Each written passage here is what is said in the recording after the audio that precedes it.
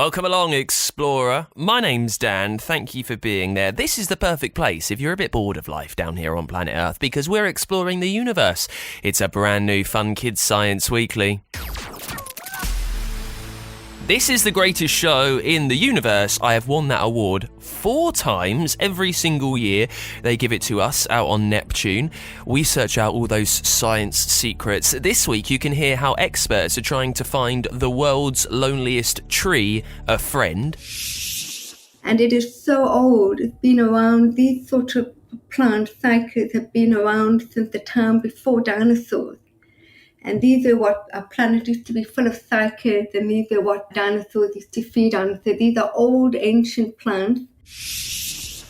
Also, we'll head into space for this week's Battle of the Sciences for a field that you've heard about. But how much can you really say about astrophysics? It's actually that drive of trying to answer questions which haven't been answered, which makes it so exciting. And knowing that we still don't really understand entropy, we don't understand really how it connects at all to the quantum universe, for example, that's a big driver for me being interested in the subject. And we'll talk all about the best predator in the world in a brand new Fun Kids Science Weekly.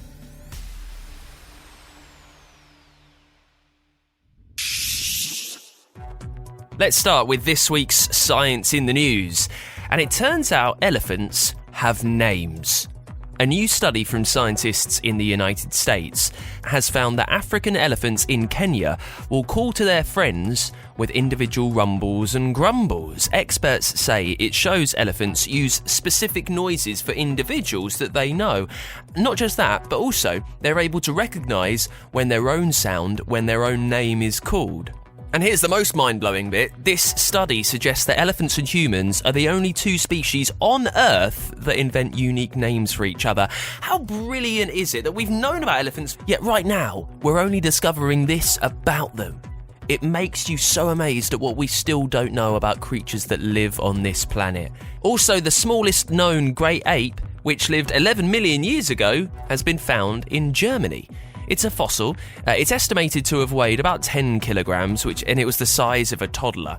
It's called Buronious Manfredschmidi, which is an ancient hominid. It's part of the ancestral family that gave rise to modern humans, gorillas and chimpanzees. So it's like a common ancestor for all of us, really. Experts found fossils of 2 teeth and a kneecap, and they've used smart science modelling to figure out what they believed it looked like and how big it was based on those. How incredible is it that we can find just small amounts of fossils and we know so much about it simply by a kneecap and 2 teeth? And our final story this week, artificial intelligence is being used to find the world's loneliest tree, a friend. A research project led by the University of Southampton is searching through thousands of acres of forests in South Africa to find the tree. Let's find out more with Dr. Laura Cinti from the University of Southampton. Laura, can you tell us how this story has come about? How do you know that the tree is so lonely? Only one tree was found in a forest in South Africa, and the forest is called Nagoya Forest.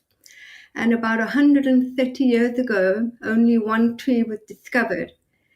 And because it was badly damaged and they were worried that this plant may die, they removed this plant from the forest into botanical gardens for protection. But the thing about this plant is that it was a male plant, and these type of plants, they have separate female and male parts.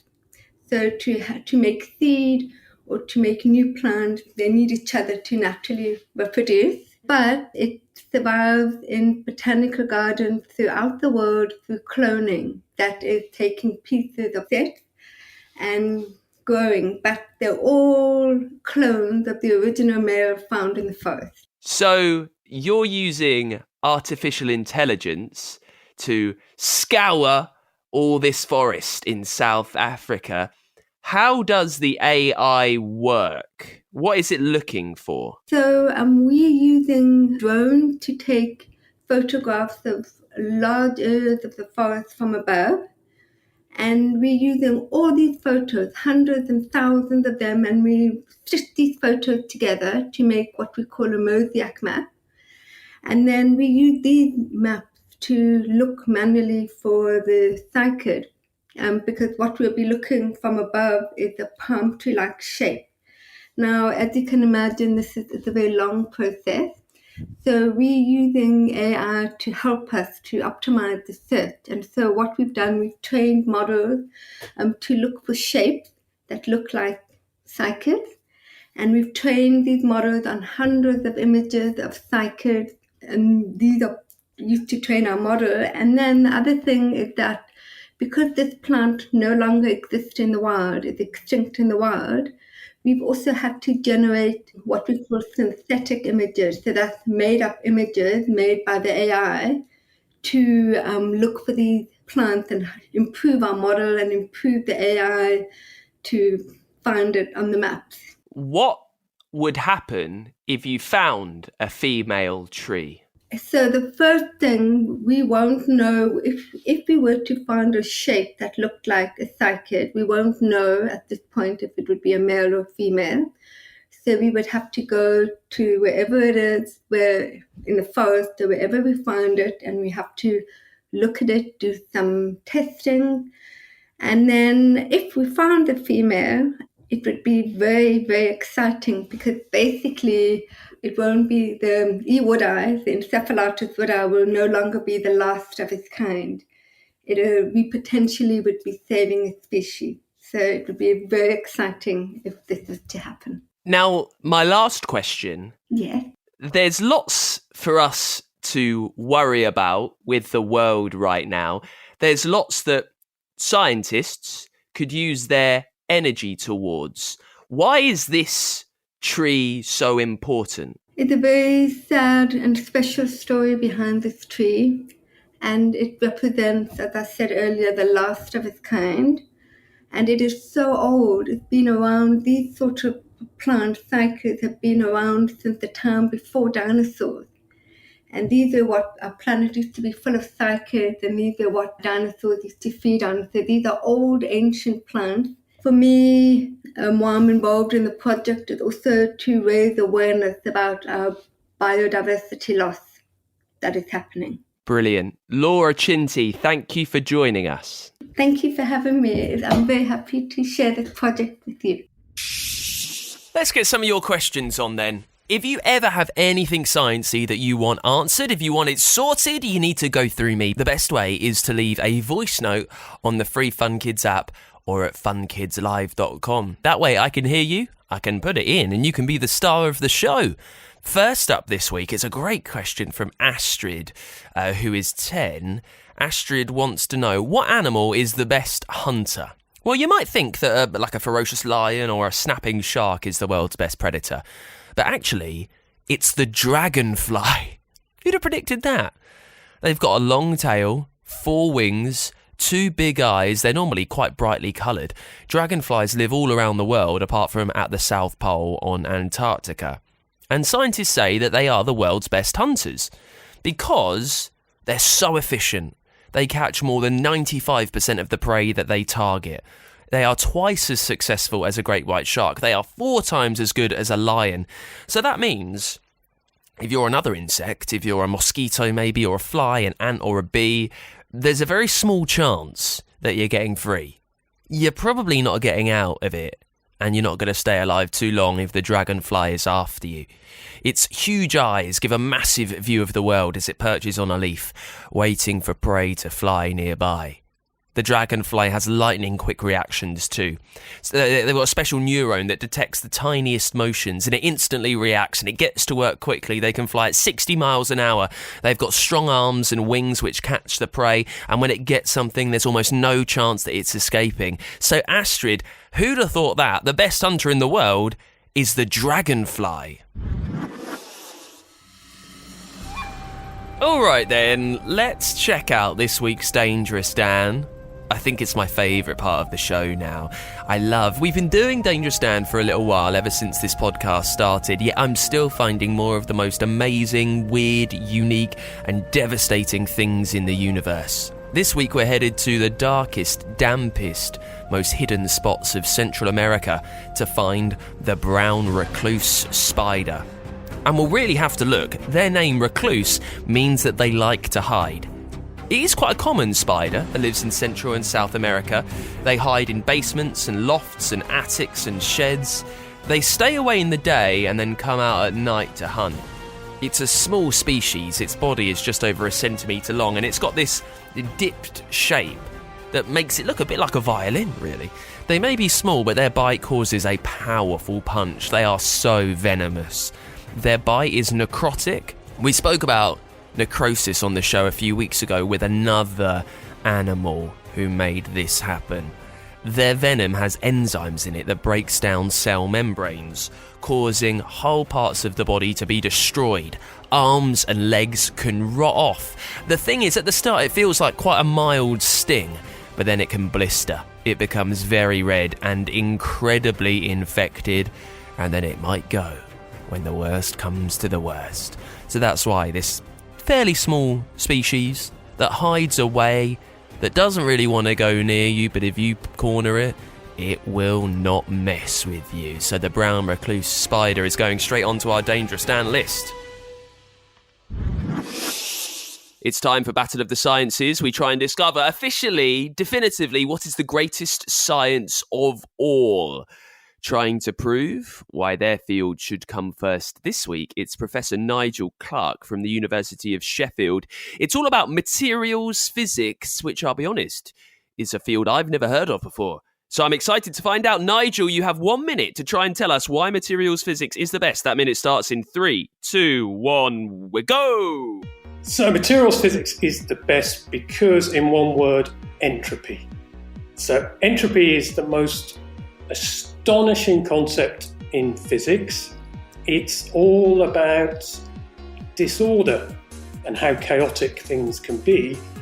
And the universe really wants everything to be completely chaotic, which is not good for us, because if everything was chaotic, we wouldn't exist and we wouldn't be able to make anything, because everything we make goes against the rules of thermodynamics, which says that entropy wants to or needs to constantly increase. So our area of physics is the best because it's all about trying to figure out how to overcome the urge to increase entropy so we can make stuff that matters. And so one of the things we make or we work on and figure out how entropy helps us is materials that go on airplanes. So we work on Boeing, Airbus materials. Nigel, that's your minute, but it's given me so many questions. We'll talk about the materials part of materials physics in just a second. Now, I imagine this is a question with a huge answer. Why does the universe love chaos? This comes down to what's called the second law of thermodynamics. And the second law of thermodynamics, which we've never found any counterexample of. So the second law of thermodynamics always works for everything, tells us that disorder will always increase. And that equates to things becoming more chaotic.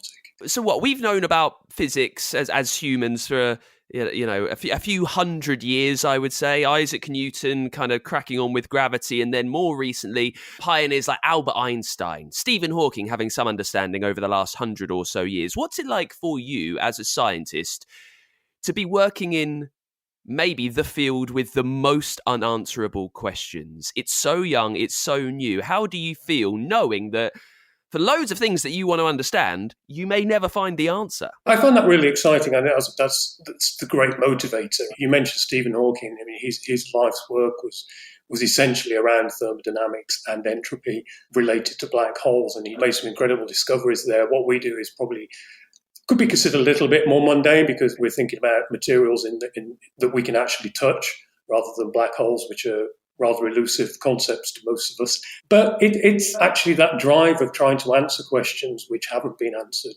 which makes it so exciting.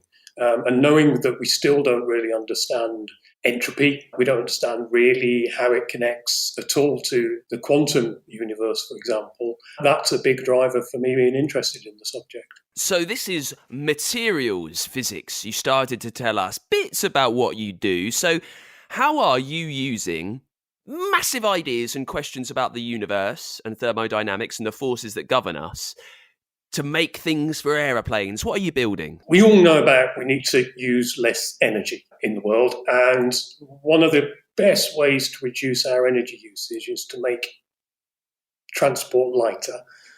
And so airplanes now are starting to be made from what's called composite materials, plastic composite materials, rather than from metals, which makes them considerably lighter, with huge fuel savings, with obvious implications there. The next step will be to take those materials into cars, because at the moment cars are still mostly made of metals. And so we're trying to develop the materials in a way that they can be used for cars. And there's a lot of challenges around that. Although we can make the materials, they're not suitable yet for the process in which we manufacture cars. Nigel, last question. Let me throw you forward 20, 30 years. Whenever it is, you hang up your lab coat and your stethoscope and you stop thinking about thermodynamics. You give up. What's the one question that you want answered? What's the one thing you really want to know in the field of materials physics? How can we include thermodynamics in our understanding of the universe? Wow, that's the big one, isn't it? Yes. That second law, which is all about thermodynamics, how can we actually use it and really understand it? Brilliant. Well, listen, materials physics, it's in with a shout of being the best science. What do you think? Nigel Clark, thank you so much for joining us. You're welcome. It's a pleasure. So what do you think? Is astrophysics at the top of our Battle of the Sciences league table? Are they first in the field? We've heard from quite a few, right, over the last few months, and I love trying to figure out where you are placing them all. Well, thank you so much to Nigel Clark for coming on. We can hear more about astrophysics, actually, and get an episode from our Deep Space High series. We've heard this before. We can get a lesson from the smartest school in the solar system and hang out with a school class of aliens and robots and, well, kids just like you. Let's find out all about the universe with our fun teacher, Mrs. Higgs Boson. Deep Space High, the Galaxy Gala with the Royal Astronomical Society, advancing astronomy. Jump into a wormhole and travel to Deep Space High. The school in space, but hurry because lessons are about to begin.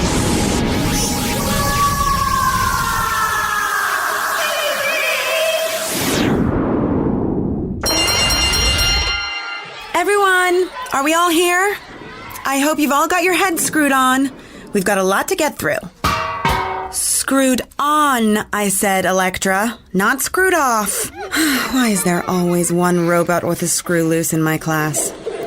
Right, let's get cracking with our project for the Galaxy Gala. There's a few more planet types to add to our galaxy. Oh, can we have a really big green planet, miss? What about one totally made of volcanoes with liquid fire for the seas? As we're finding out, planets come in a huge variety of types, colors, and sizes. We certainly could have a big green one that's made of volcanoes, too.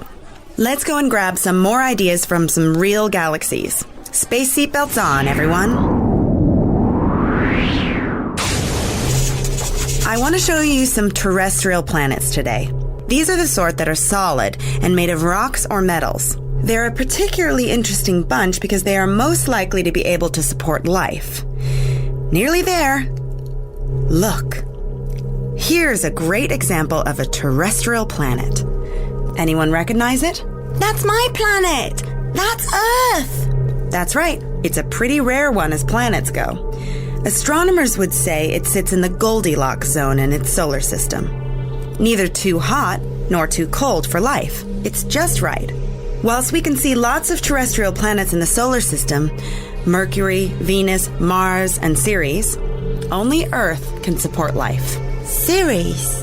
I've never heard of Ceres. Haven't you? It's only just a bit up from Mars. Surprised you haven't come across it. Astronomers have known about it for over 200 years, but it took them many years to decide if it counted as a planet or not, because it was so small. Here's a joke for you, miss. What do you call a telescope that's on fire? I don't know. A telesmoke. Miss, if it's smaller than Earth's moon, how can it be a planet? Moons that orbit planets are satellites. Ceres orbits the sun, and so it's a planet, but a dwarf planet. Right. Where are we? There's lots to see, so let's crack on and check out some other exciting new planetary discoveries.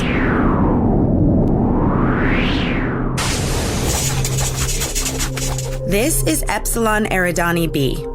It's a star, a bit like Sam's sun. The interesting thing is that it has neighboring planets too.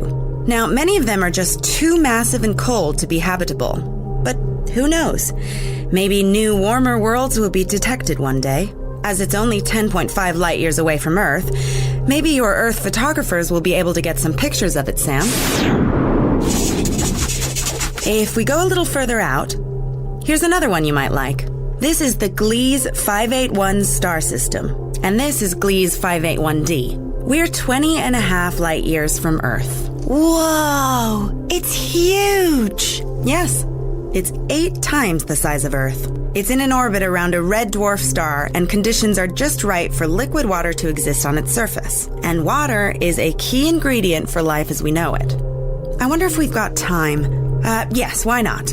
Let's look at one of the oldest planets in the universe.